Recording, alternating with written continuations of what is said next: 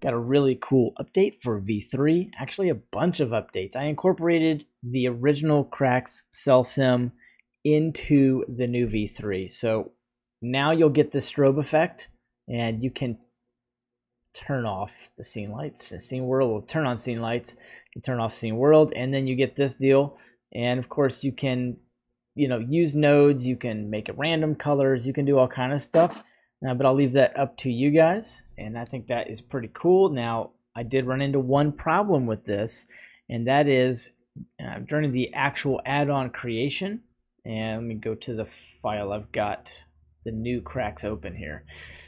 This is the Cracks setup now. It looks exactly the same, just added the strobe, and you can turn it on and off.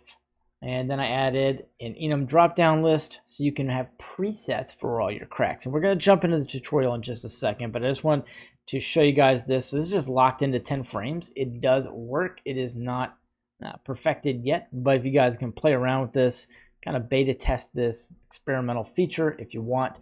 And that is all I got to say about that. Let's jump into the tutorial. All right, let's have some fun with the Cracks add-on. I just installed the new version. This is 3.0.2. There'll be now a drop-down box with presets. I'm gonna make this very easy on everybody. So if you happen to be, lazy designer, I got your back. So level 1 cracks, level 2, 3, 4, earthquake and shatter, and I'm gonna add a bunch more as the add-on grows. So you grab an object and you click V3. V3 is going to give you your basic cracks, just going to show you, your standard stuff. You have a few buttons over here just for some controls. Now, if you want, you can go to level 1 cracks, and it's automatically going to clean up all those cracks, and then you can scrub through your timeline and make your cracks. Now, it's going to set the frames automatically to 20. You don't have to bake anymore because I sped up the add-on so much. Now let's just go through all of them. We got level 2 cracks, which effectively is going to kind of widen the offset for the crack itself. And then we go to level 3, level 4, and then we've got earthquake, which took a while to get to. That's why presets are good, because you've got to just guess, and then you've got to learn this add-on like a new relationship, and you don't know how to make it happy. Yeah, I said that with a little bit of pain. So there we go. You got earthquake, and then we've got shatter. And shatter, I may not have set that button up, or I duplicated earthquake. Doesn't matter. Before I release this, I'll make sure to add something to shatter. But earthquake, you can scrub through here, and it will crack your mesh. Now remember, you are set to only 20 frames, so if you want to be able to scrub through more, you got to change that. And I found a trick. So when things disappear, and it is simulation, so ultimately you're working with a simulation, you're working with a boolean, you're working with an add-on, it's crossing Python, it's got a lot going on. So you can just drag the timeline back if you see a piece of mesh disappear, or you don't see the cracks the way you want them, and then you scrub back through, and it should work just fine. I think simulation is still a little trial and error anyways. So we go to level 3 cracks, hit shift left arrow, you got that, looks nice, and there we go. There's our piece that's missing, and like I said before, there is kind of a threshold where that piece may disappear, but if you come back a couple times maybe, there we go, then you'll be able to get it. And for whatever reason, that just happens, other than the fact it's simulation. So let's do this on some different mesh objects. The one big one that everybody seems to be using is a plane and then shooting light through it, which I think is a great use case. I've got a couple people now. I'm collabing actually with a few people, just people who bought the add-on, and they're like, hey, let's just crack this. They're like, hey, can you make it do this? And I'm like, yeah, heck yeah. I just want to make this thing perfect as it can be and be as useful as possible. So now we've got this crack. Let's scrub back and scrub through, and you get this really nice shatter. And that's a level 3 crack, I believe, but let's shift left arrow, and let's put in the earthquake. And the earthquake is going to be a little different, maybe. It starts off on the corner. You might not see it. No big deal. You can just start cracking, and it will start doing earthquake shatters. I noticed this one doesn't work as good on flat surfaces. I am getting just a little funky proximity-like extrusion going on there, but if you don't mind that too much, it's not too big of a deal. And some of it will disappear if you don't reach that threshold, and then you can apply the cracks, separate loose parts, grab this one, and we can crack it again. So you can just go back, and then you have to put the preset shift left arrow, not my rules, and then you can crack that piece again. Now you're like, the cracks really are popping up in the same place every time. That's because of the minimum maximum over here. You can change that, or you can throw in a planes axis empty, and we'll name that as your translation object.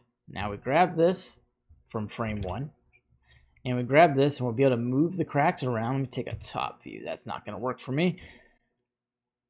And I should be able to move them around. And if for some reason you can't get it, think about it like an airplane joystick. Maybe it's a little bit backwards, but it works good. And there you go. So now you've got these cracks, and we could apply that and separate that. And now you've got all these wonderful pieces. You can do whatever you want with.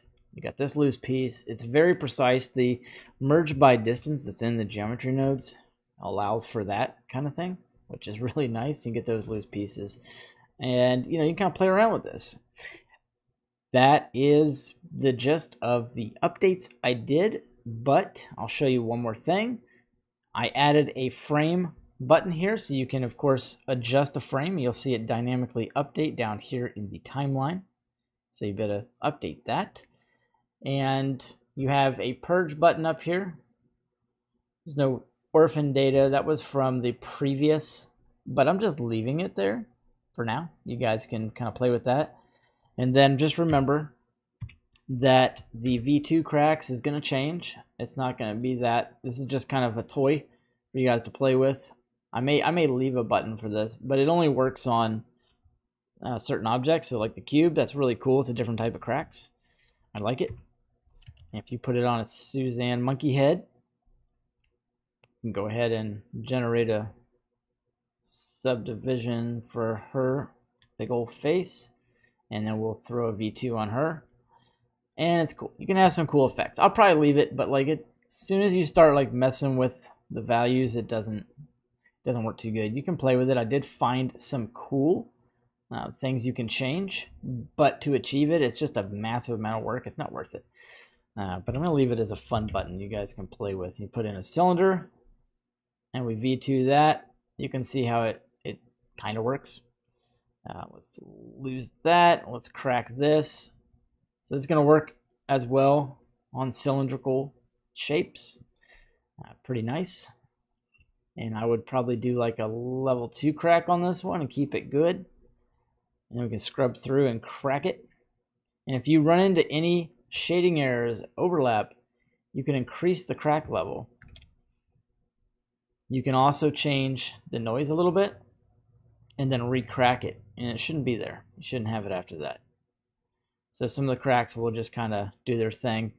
I might put a merge by distance option out there for you guys, but you can crack that as well. Let's look at the UV sphere, and let's crack the UV sphere. It didn't used to work on the UV sphere. It does now. I don't guarantee this works on all spherical shapes, period. But with the way I've updated it, it's super clean. So I think it's going to work out nice for you guys. Can apply those cracks, separate loose parts, and then you got all that fun stuff you can work with. Looks nice. And I think we got like a cone in here. We could do the cone. Cracks the cone. Does just fine.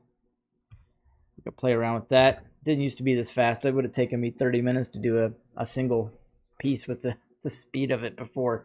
Mesh circle, icosphere. I haven't tried to cut an icosphere. Let's see if it cuts it.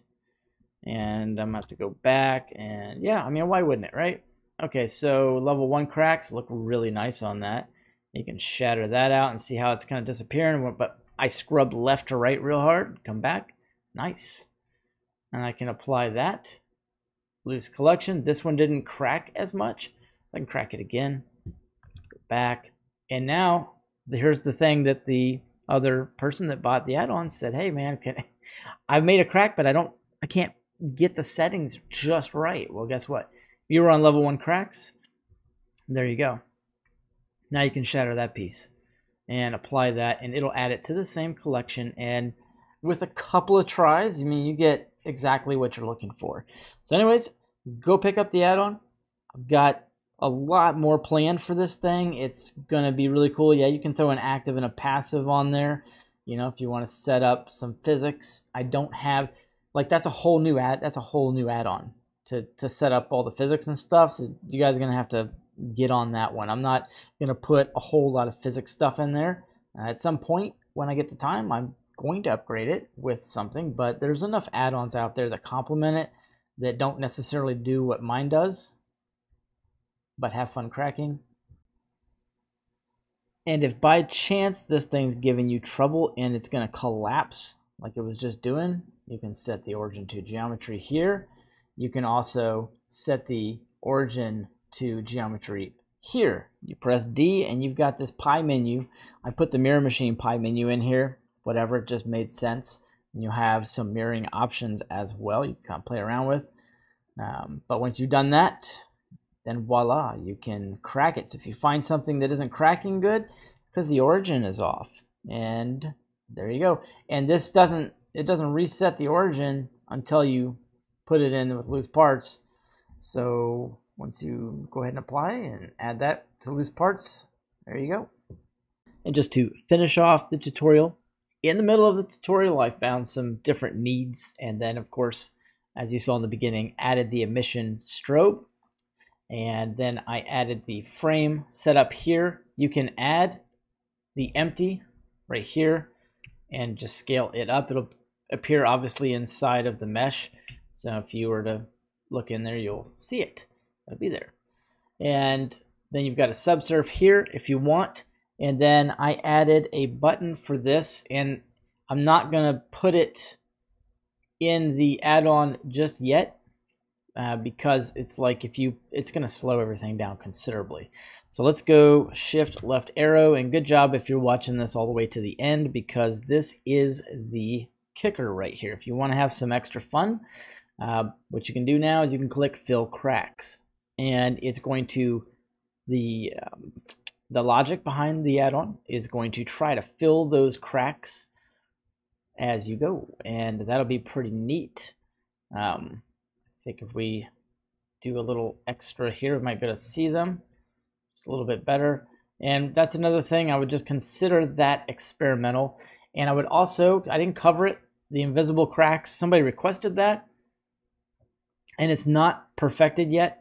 So like if you come in and let's turn off the fill cracks, because that's pretty self-explanatory. That's all that is. It just slows down the add-on a little bit, but it'll fill in as you go. Just for the record. And we'll just do this real quick, and I'll just jump a frame up. It will, of course, fill the cracks of any extra ones that you form. It'll try to fill those up. And then I'll add some more controls in to make that just a little bit better. But the invisible cracks, that's going to be more for animation. So like if you went to level 1, this is just one selection below that. The cracks are there, but it has dropped the offset to a negative value. So you would have to scrub through and then like set up, and it is not working per se. So if somebody wants to beta test and mess around with this, you can, but I'll eventually figure it out. But I've just kind of got it in there for now. You would have to conceptually take the cracks offset and then put a keyframe in and then move it up just a little bit, like whatever, like 10. And then you would increase, say, the crack to 0.01, which would be like a level 1 crack. And then hit I again and add another keyframe. Go back to 1 and then play it. And, oh, never mind. It is working. It wasn't working during development. I promise it was not working. So this way, okay, it's pretty sick actually. So this way, what happens is your animation doesn't start cracked. So I have no idea why that was not working in the dev mode, but I guess now it's reading it properly, because like it's not one for one. When you export an add-on in the add-on creator that I make, this is Serpent's visual scripting, and this is, I do this plus I write some Python, and that is not one for one in the code file. So apparently there's a conflict in dev mode, and then it comes out in freaking works, which is amazing. I like it. So okay, so that gets it fixed for one of the users that requested that specifically. So enjoy, go pick up the add-on if you haven't got it already. Otherwise, just go upgrade. Appreciate you guys watching. If you buy the add-on and you like it, make sure to leave me that nice 5-star review. I do really appreciate it, and it just kind of keeps things going, and people want the add-on when they see what it can do from other people. Nobody cares what I say. They want to know what you guys say. So I appreciate the reviews. Have a blessed day.